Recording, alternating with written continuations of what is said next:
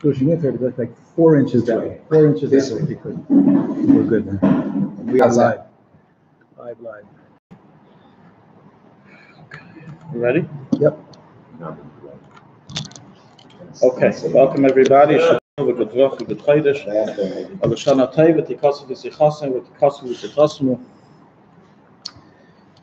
going to be doing, first, welcome everybody. Thank you for showing up. That's it. This is Elul.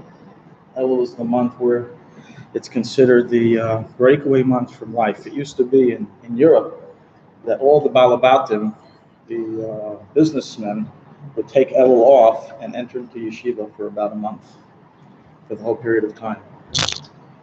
That's already done today, but at least we have greater attendance of shiurim. That definitely is something that assists, that helps. Which reminds me, I will not be here for the next 2 weeks. Okay. Because I'm going to be in Europe. In Europe, oh, wow. Some people do like Europe and Eretz Yisrael. Some people travel to Europe. Okay, fine. You're going on a cruise? No. We're talking about cruises going to today. Italy. Okay. Ourselves. Not to Europe. Okay. So our schedule for this month is as follows. This is the month of the holidays. We have approximately 5 classes altogether on Sunday. And so what we're going to be doing is like this. Today we're going to finish Siman Resh. We're going to start and hopefully finish Siman Resh Mem Ches in Shulchan Aruch. Remember, this is officially the Shabbos course. So we're going to finish. We're going to do that. That's the last chapter of the segment of chapters that we began dealing with having Gentiles do work for you. So I wanted to finish that now. So when we restarted Shabbos after the holidays, we start from a fresh group of Simonim instead of having to go back. So we're going to do that today. Next week, meaning the following 4 weeks of classes, on Sunday we're going to focus on holiday laws. In the Tuesday night class, we're going to do Rosh Hashanah and Yom Kippur. And in the morning class, in this class, we're going to do Hilchos Sukkos. Hilchos Sukkos, in previous years, we never were able to properly do, just due to a lack of amount of classes, lack of time. So we're going to take this class out in order to do it properly. Eretz Hashem will be able to cover a good amount of Hilchos Sukkos, Daled Minim, etc., etc. Okay, so that's starting from next week. We'll just begin with some reminders for Rosh Chodesh and specifically Elul. So we'll start with Elul first.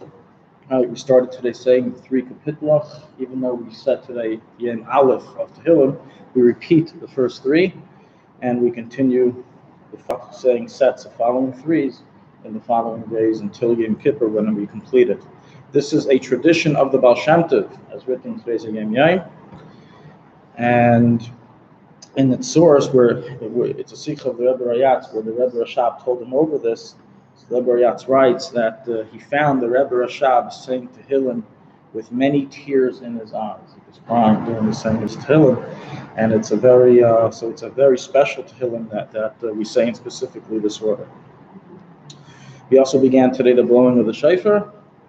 You don't have to blow at home, but those who could, it's a nice custom. The Rebbe would customarily blow at home for his wife, for the Rebbetzin. So those who have a shofar, or you can buy a shofar right here down the street. They have all sizes, all prices, and you can be your own Baal Tekeya at home for your family. Other than Hagim, that we begin with the Shawul, checking filling in the zuzos. Don't wait for last minute. The earlier the better. That's assuming you didn't check within the past 12 months. Check within the past 12 months, and it's not necessary. The David Hashem Eiri, we began saying yesterday, we say it in Shachos and Mincha. If you happen to be davening by a minyan, in which they are saying it after Aleinu, that's the custom of many other communities, then you should do like them, meaning first say Aleinu, then David. Okay, that's it for right now on Elul. We're going to do all the full Elul laws in Eretz Hashem on Tuesday. Regarding Rosh Chodesh reminders, we don't do any malach. Women do not do malach today. That is sewing and laundry. Men can do whatever they want. It's a minhag also of the Baal Shem Tov to recite, to study your kapitel Tehillim with Pirush Rashi. Every Rosh Chodesh we do so. That means you split it within 12 months. So if you have 12 psukim in your Tehillim of your year, then you do one a month. If you have more, then you split it accordingly.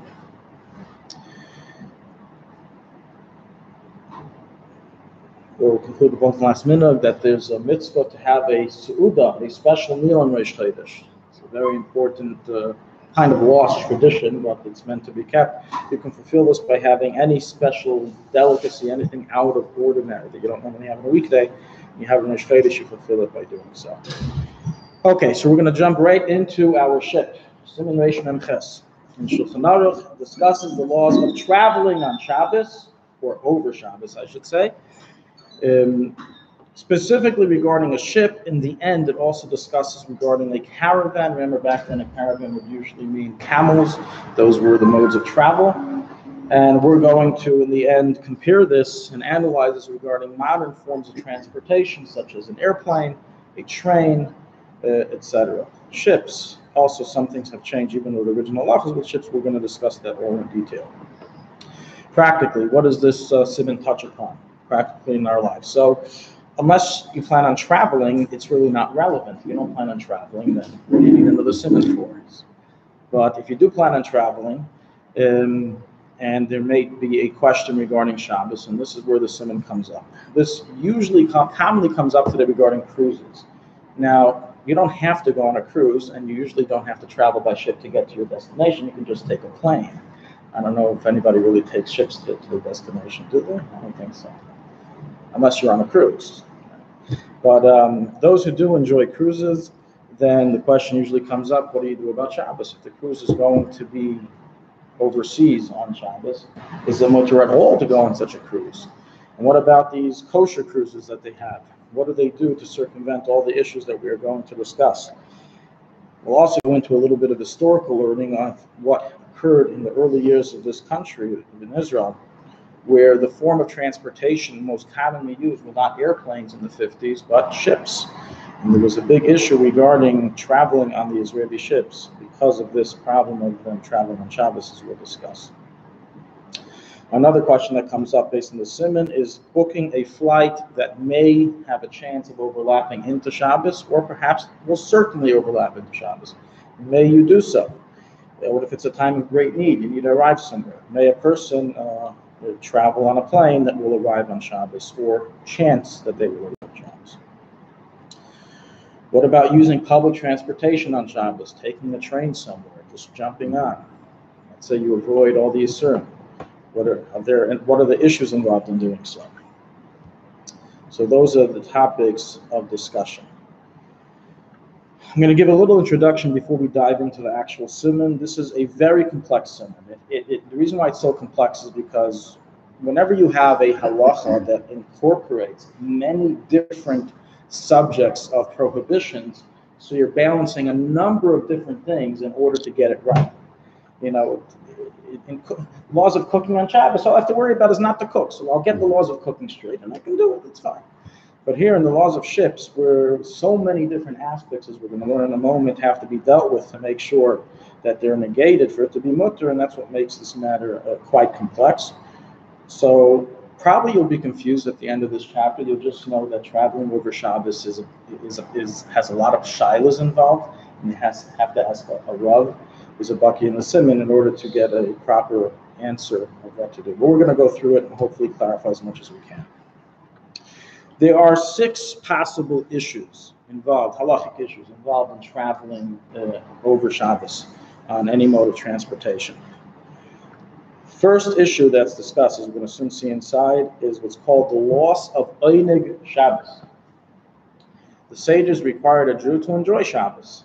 Now, how comfortable is it to be in transport inside of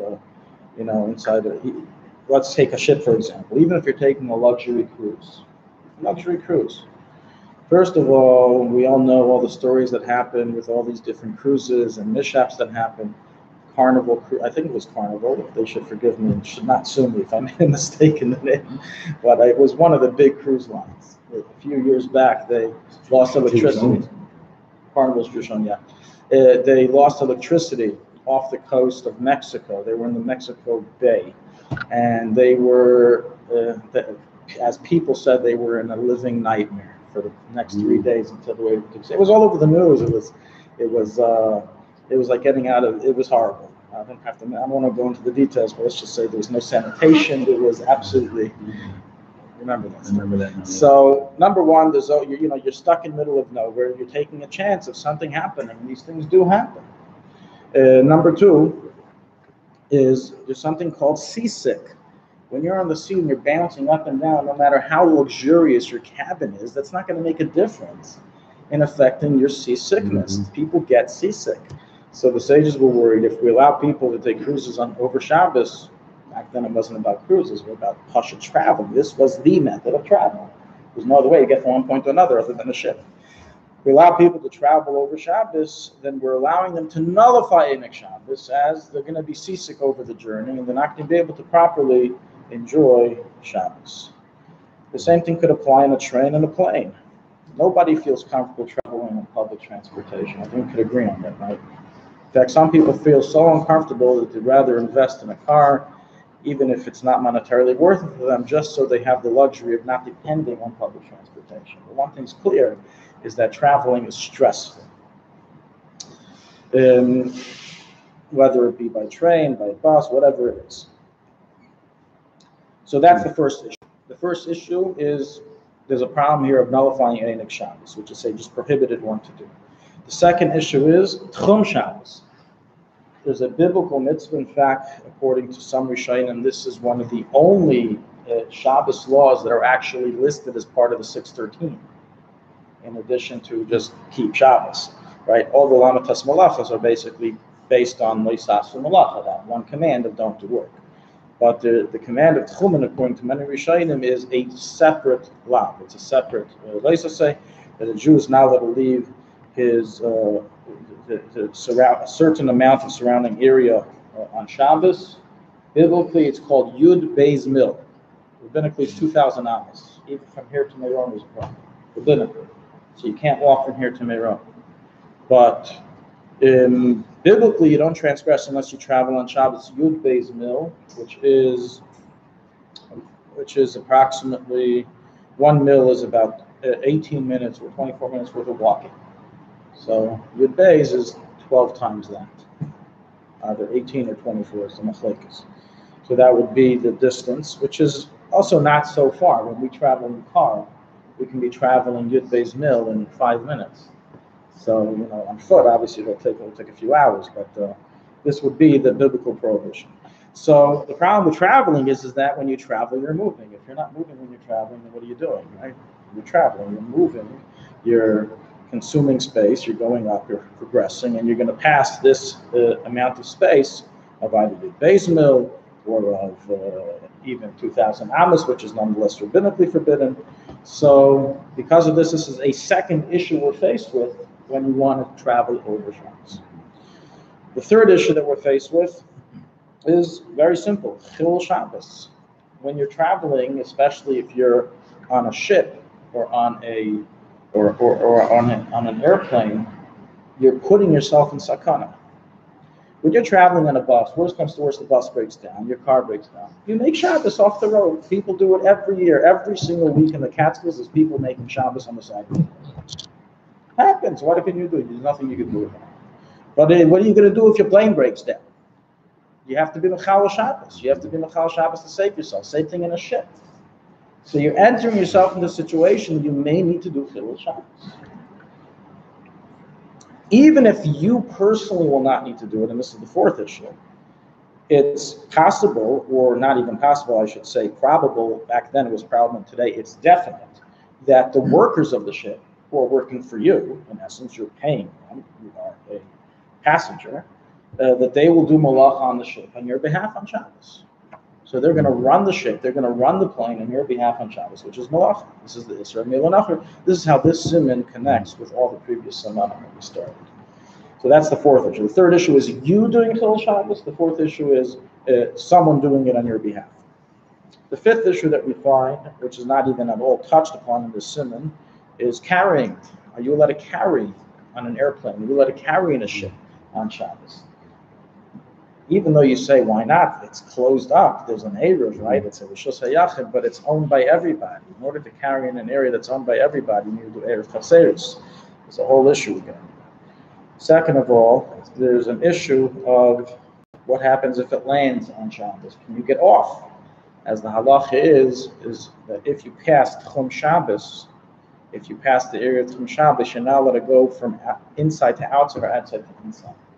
So let's say your plane arrived in Israel at 8:30 at night. So it flew Yud Beis Mil or even 2,000 Amos on Shabbos itself. So you passed Shabbos. So now when you get off the plane, you have to go off and walk towards the doors that bring you into the airport. You can't do that because you're not allowed to move from one tchum to another. Once you left your tchum, you can only move within 4 hours. You basically have to stay on the plane the whole Shabbos. Wow. Tchum would not be an issue if the plane happened to keep going and you didn't get off. Tchum wouldn't be a problem. Going the extra distance that's beyond. Well, that's the second problem we mentioned. I'm just saying this is an additional issue. Even if somehow we'd be able to ignore the second issue, you now have an issue if it lands on Shabbos. What do? Do you get out? So if they do it in a way like other airports do, or maybe even Israel, I don't know if they do this by all flights, that they just attach a walkway to the door, then in essence it's really all becomes one area, so you just stay in the airport the rest of the Shabbos. You can't leave the airport. But if not, and you're going outside to inside, then it would be an issue. So in any event, these are the 6 issues that are mentioned. Now we're going to start learning about them and how they are analyzed regarding this halacha. So we're going to learn some very interesting details here, quite surprising, I would say, regarding how we deal with all these 6 asurim, and in essence, sometimes negate them due to reasons that we wouldn't imagine. So let's begin. There's 5 sifin in this chapter.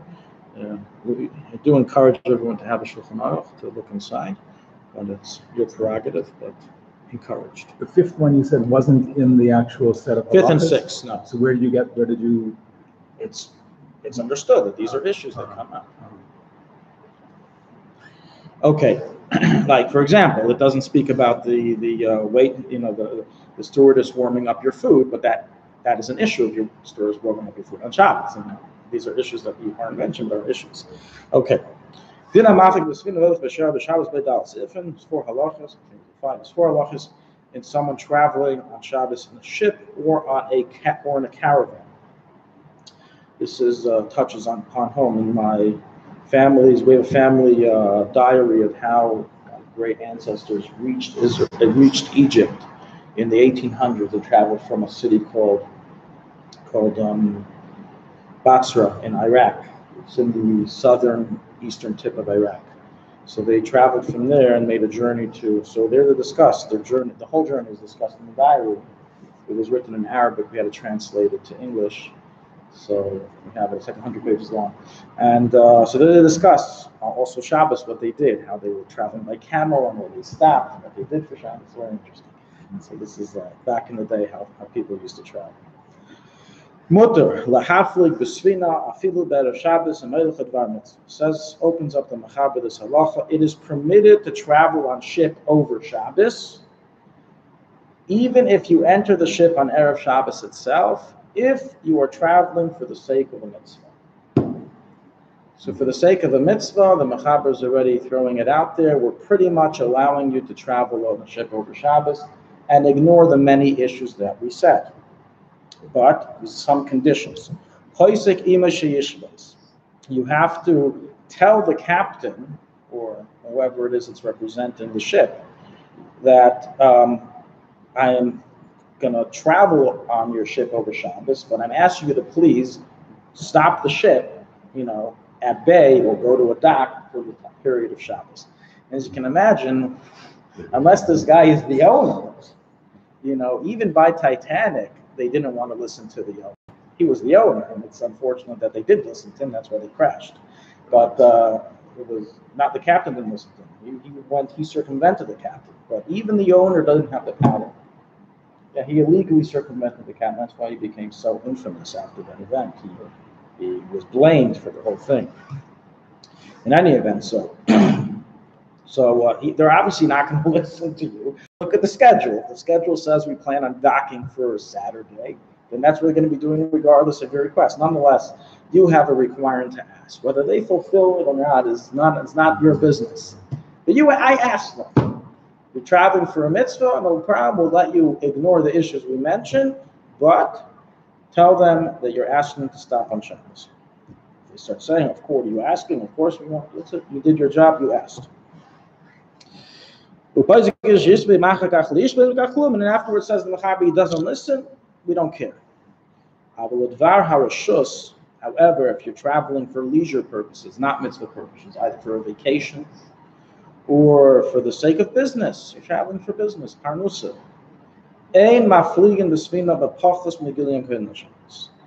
While for a mitzvah, we allow you to travel even right before Shabbos and Erev Shabbos. If it's not for the sake of the mitzvah, then we limit you and restrict you and say that the first 3 days, starting from Tuesday night, which is Wednesday, according to halacha, you're not allowed to travel.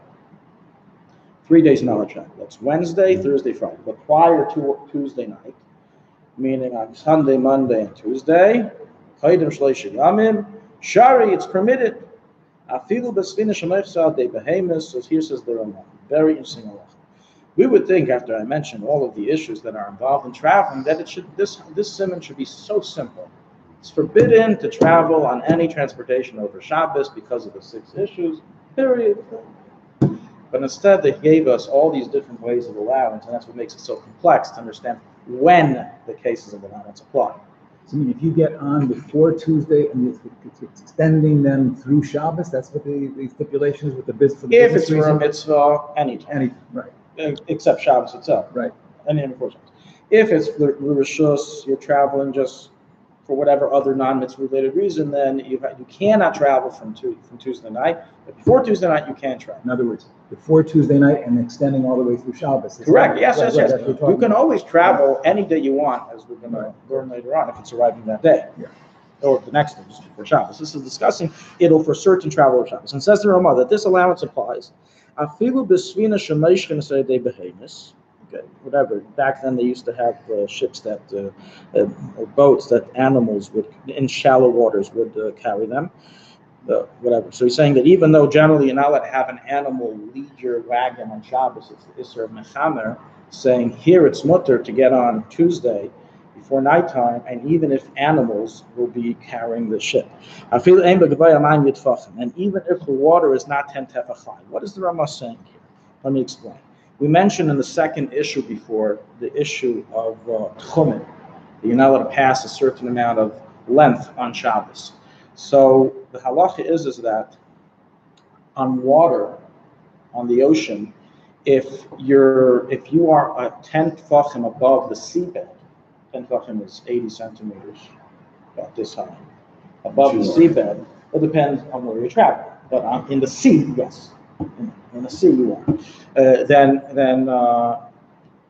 there is no Isser of Tchumen biblically. Biblically, it doesn't apply. As the Jewish people traveled through the desert, they traveled over land, and therefore over sea, there is no issue biblically of Tchumen. But there is a rabbinical issue of Tchumen. However, the sages said that when you travel before Tuesday night, we are going to forego our issue that we made with traveling a long distance over a seabed. Okay? However, if it's within 10 tefachim from the seabed, such as on a shallow river, if you're traveling through a shallow river or lake, or even by a sea, but you're going to be docking, so until you get to the shore, you will be traveling a certain distance on the actual seabed within 10 tefachim. I'll give an example. In the Caribbean, has very, very shallow waters amongst many of the islands. And it goes for miles. It's very interesting. Anyone over there? So they have, for many miles around, there's many, the Bahamas, all those areas, there's many islands that are surrounded by very shallow waters. You can literally walk from one island to another, depending on which ones. And they have ships there, they have boats. So if you're traveling that distance and that shallow, then there is a biblical prohibition. So the Ramah says that even if you're within the biblical prohibition, as you're within 10 tefachim of the seabed, if you traveled from Tuesday or before, it's okay. Even though you're within the 10, okay. Which is, you should all be asking, that is super strange. I mean, you're desecrating Shabbos biblically. How can we allow it? So we're going to see how the Alter Rebbe explains this. Furthermore, even if you know that you will be forced to do melacha on Shabbos, this is the third issue we mentioned. Even if you know you're going to have to do mechal Shabbos because pikuach nefesh, when you enter this situation, if you start traveling on Tuesday, it's still mutter. then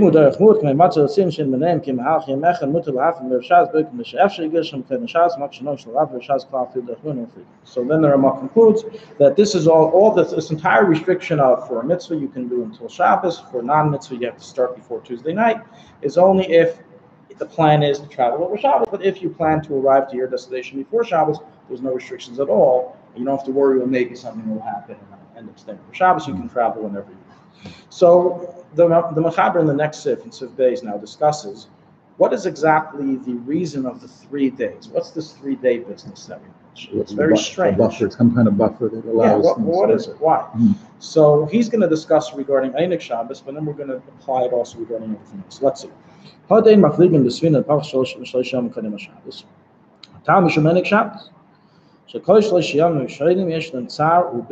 The reason why the sages prohibited one from traveling within 3 days before Shabbos, that's again Tuesday night, Wednesday, Thursday, and Friday, is because of Einik Shabbos, as meaning the following.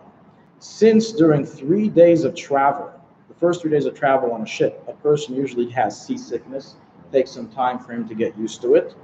So therefore the sages said, you're not allowed to nullify your Einik Shabbos and enter yourself into seasickness, starting from, because those are the days that it takes. So starting from Tuesday night, you're not allowed to get on a ship, because then you're going to end up being still seasick by the time Shabbos comes. Okay, so that's a great point. The Meiri, some not mentioned in the Shulchan Aruch, but the Arishonim who didn't make it in, who do discuss your question, and they say that you have some people who are very used to, they're all the time at sea, or they take special pills against seasickness. Right. I know. Yeah. They take things against northern seasickness. So some of them want to suggest that thereby would be mutter because you circumvented the issue. On the other hand, you can argue that once the sages made a decree, even if the reason is no longer relevant, the decree still remains. I mean, you're a lawyer. You should know this. When a legislation is passed in a body, you can't say to the cop, well, did you ever study that legislation? The reason that they made the legislation is no longer applicable. So what? He's not going to arrest you? You're not going to have a court case. If you think it's not applicable, bring it up with the legislative branch, and they'll revoke the law, hopefully. But until they revoke it, there's nothing to talk about. You can't come and say the reason, right? That's not what I'm looking for. So it's the same idea. That's the counter argument. And some of which is it a decree based on a reason, or is it a decree that became law? It was initiated by a reason, but became law, and therefore you have the restriction of 3 days. The very similar debate of how to view rabbinical decrees is regarding Chalav Akron, regarding not Chalav Yisrael milk in America, where they have the same debate is similar. Is it that it must be that a Jew views it no matter what, even if there's no suspicion of impure milk being added, as that's what the sages decreed, or is the whole reason because of impure milk? And if we know for sure there's no impure milk, then you don't need supervision. That's the whole that's the whole debate. Okay. This issue of Einik Shabbos, meaning Bitul Einik Shabbos, so they said you can't travel within 3 days, only applies by seawater. The seawater is salty. Here, the Shulchan Aruch says it's the salt, not just the bumping around, but the aspect of the salt that affects the mind and makes a person sick. But in rivers, there's no pain for those who travel behind. There's no seasickness. And therefore, you're allowed to travel even Erev Shabbos, and it's not for the sake of the mitzvah. This is only but then you have to negate all the prohibitions. In other words, if you travel before Tuesday night, then all the prohibitions we mentioned, you can ignore. If you travel after Tuesday night, then that's when you have to start worrying about everything and negate one by one. So if you're traveling by sea, it's automatically negated because you get seasick. If you're traveling by river, you got rid of that problem. So you are allowed to travel from that respect, but then you have to negate that you're not passing Chon Shabbos. So you have to make sure it's not going to be traveled within 10 tvachim of the seabed.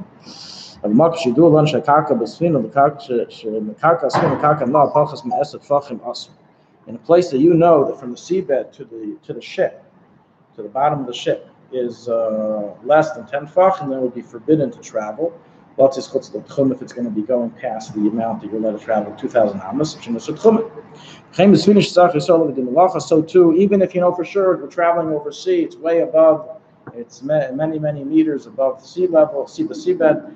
If you know that you're going to come to do a prohibition in order to, because of the pikuach nefesh, you're not allowed to enter yourself into that situation. When you're not allowed to enter yourself into a situation that you're going to have to leave Chal Shabbos into pikuach nefesh. Also, because of the Yom Kippur Shabbos, we know some even the Mal Masar. But ain't this about Shemesh was finished was not with the Loit the Mil Halicha the coin shows. Okay.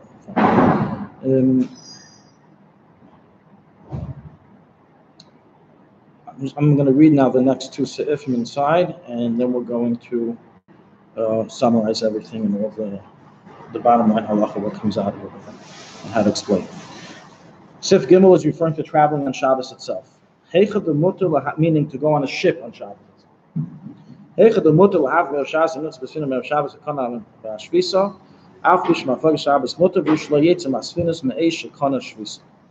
Mechaber that you're allowed to even have the ship take off. What do they call it? Move from dock. No. Is that official name? Okay. Yeah. Official Set sail.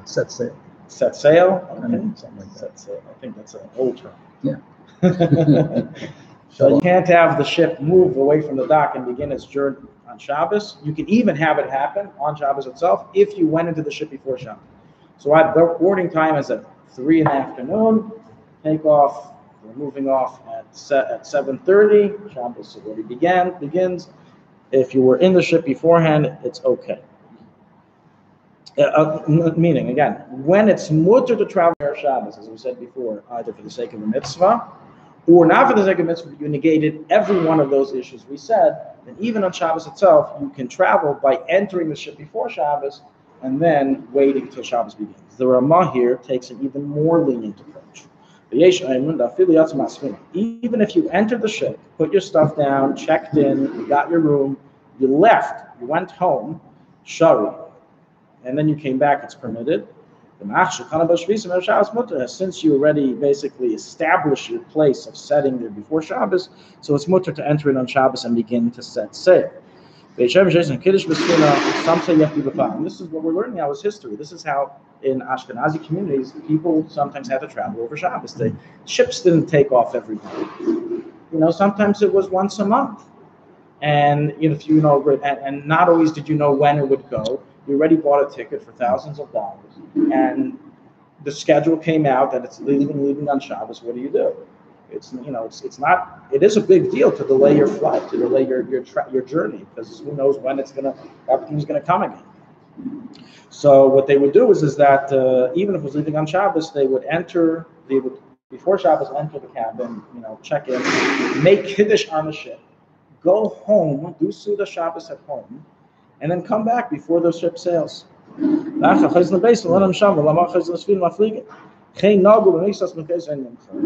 is the custom in some places, and you should not protest. So by getting on before and then going back, why did that? Going on before Shabbos, in those cases that it's allowed to travel even Erev Shabbos, it's as if you're already on the ship. In other words, ideally you're not allowed to begin traveling on Shabbos in any situation. But if you already establish yourself there before Shabbos, then the sages allow it to be. The question is, what does it mean to establish it? Do you have to stay there as the Smartim hold? Or does it just help? Leave your bags, go home, and come back when they're ready to sit. Why wouldn't they just stay on the ship and make kiddush there and not right away? Want to be with their family. Okay. The ship's not leaving till tomorrow afternoon after Kriyas HaTorah. The family should miss them. The last Shabbos, who knows how? Don't forget, there was no communication. Who knows when you would see each other again? So doesn't that contradict the Tuesday night thing? Right, so that's what we prefaced it, the Mechaber prefaced by saying, in those cases that it's mutter to travel Erev Shabbos, meaning either A, it's for the sake of the mitzvah, when we said you can go within 3 days, even within 3 days, or it's traveling over a river, you negated all the prohibitions, all the issues. And above 10 fucking. Right, it's not above 10 fachim, you negated each one of the issues. You're traveling, through a river, and you're not going to have to be in the Chal Shabbos, etc. Last, if we're going to summarize everything as soon as we're done reading inside. So the most cruises you couldn't do this. Oh, right. So very good. So you're already planning how do we analyze all this information regarding the cruise. So it's not so simple. When we finish this if we're going to start going through it. okay, to get to that conclusion. Last halach. This discusses regarding caravan. We're done with ships, now it's discussing a caravan of camels. Hayetzim Shaba Midbar, those who are traveling over the desert in a caravan, Kol Yetzim Shem Tzrichim Chal Shabbos, Kol Yetzim Chal Shabbos, Bnei Zikon, Leif Lak, Leif Shabbos, Vadim Giving Yom, Kedin Shabbos, Asir Latis, Ve'mishin, Mashen, Mashim, Mutter Latis. Nach Yarlis Akon, Vitzach Chal Shabbos, Bnei Pikuach Nefesh Mutter, Vein Kan Chil. Says the Mechaber, if you're traveling by caravan to wherever you need to go, and even if it's known that you're going to have to do Chal Shabbos, which was usually the case because you would have to travel on Shabbos, very dangerous, bandits, all these different things that basically you had. There was for certain there would be Chil Shabbos involved. Even so, if you leave before Tuesday night, you can go, even though you're going to be forced to be Chal Shabbos on Shabbos due to Pikuach Nefesh. However, within the 3 days, starting Tuesday night onwards, then you're not allowed to travel anymore if you know for certain you're going to have to do Chal Shabbos. Now, someone who's traveling to Israel, in Zdaman Shayara, if a caravan you found out is leaving now, within 2 days before Shabbos, or even Erev Shabbos, Fil Be'er Shabbos, Kin Bar Mitzvahs for the sake of a mitzvah, you're allowed to travel, even if for certain they're going to be Machal Shabbos. However, you have to tell them, just like we said in the first if, you have to tell them, listen, I'm going to go with you guys, I'll pay my fare, for the caravan, but I want you guys to stop over Shabbos, and whether they listen to you or not is not your problem. You just have to tell them that. He's allowed to even travel here outside the Tchum. Don't forget, by the ship, the Isra Tchumen was only rabbinical at most. Here, it's biblical. You're traveling on ground.